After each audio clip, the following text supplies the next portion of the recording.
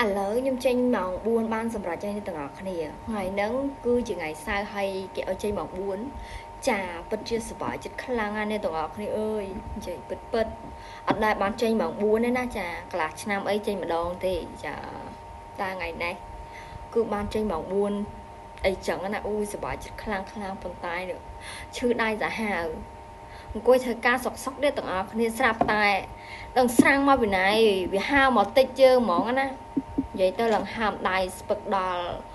នេះឃ្លៀកតែម្ដងអូយហត់ខ្លាំងហ្នឹងហ្នឹងប៉ុន្តែគេឲ្យចេញម៉ោង4ពិតជារំភើបសប្បាយចិត្តខ្លាំងណាស់ឥឡូវមកញ៉ាំទឹកសិន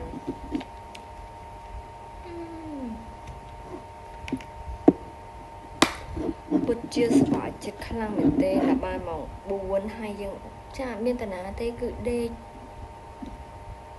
តែម្ដងចាអូយមកអីម៉ោង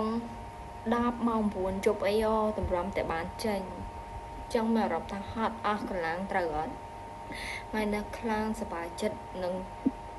ដេកហើយងើបពីដេកគឺចុចទូរស័ព្ទអីចឹងណា